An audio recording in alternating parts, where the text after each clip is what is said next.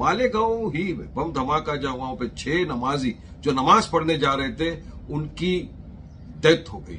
100 से ज्यादा लोग इंजर्ड हो गए हैं वहां पर। क्या बम आसमान से गिरा था? कहां से आया था? मोटरसाइकिल यूज हुई। वो उस बम ब्लास्ट की जो मुख्य आरोपी साध्वी प्रज्ञा सिंह ठाकुर उनका नाम था, जो मुख्य आरोपी में वो मोटरसाइकिल उनके नाम पर थी।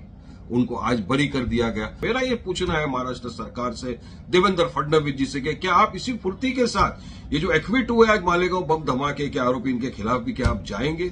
इसकी पूरी जांच पड़ताल होनी चाहिए, इंक्वायरी होनी चाहिए। महाराष्ट्र सरकार को इमीडिएटली अपील फाइल करना चाहिए और इनको फिर से सलाखों के पीछे डालना चाहिए।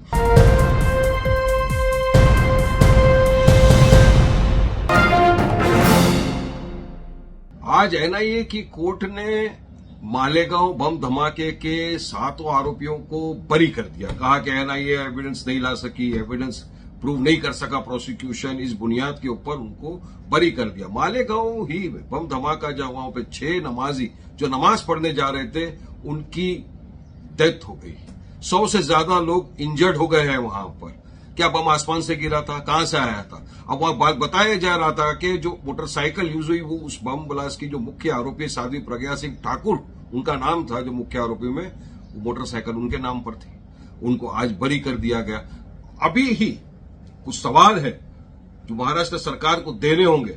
कुछ दिन पहले 12 आरोपियों को जो मुंबई ट्रेन धमाके के अंदर 18 साल से जेल में बंद थे, वो बेगुनाह बेकसूर थे, उनको हाई कोर्ट ने बरी कर दिया था, एक्विट कर दिया था। उनके खिलाफ जो 670 पन्ने का जजमेंट था मुंबई हाई कोर्ट का, उसको महाराष्ट्र की सरकार ने एकदम फुर्ती से चैलेंज कर दिया। सीधा जजमेंट लिए सुप्रीम कोर्ट में चले गए इमीडिएटली और वहां पर स्टे ले लिया। सुप्रीम कोर्ट ने कहा कि ये जो बाहर है इनको वापस जेल में डालने की जरूरत नहीं है, अभी सुप्रीम कोर्ट के अंदर सुनवाई के लिए मैटर पेंडिंग है। तो मेरा ये पूछना है महाराष्ट्र सरकार से, देवेंद्र फडणवीस जी से कि क्या आप इसी फुर्ती के साथ ये जो एक्विट हुए आज मालेगांव बम धमाके के आरोपी इनके खिलाफ भी क्या आप जाएंगे? जाना चाहिए आपको इमीडिएटली। इसी केस के अंदर जो प्रोसिक्यूटर थी रोहिणी सेलियन मैडम, उनका बयान है। उन्होंने कहा था कि मुझे एनआईए ने कहा था कि इस मैटर में आप सो जाइए, इसकी छानबीन कौन करेगा?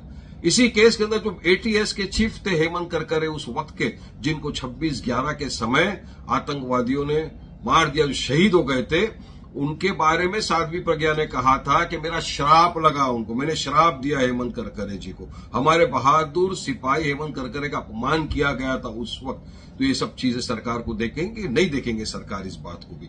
अब अकाउंटेबिलिटी किस पे फिक्स करेंगे? ये जो 6 लोगों की जानें चले गई, 100 से ज्यादा लोग इंजर्ड हो चुके, ये कहां से है? ये क्या जमीन से बम निकला था, आसमान से बम गिरा था?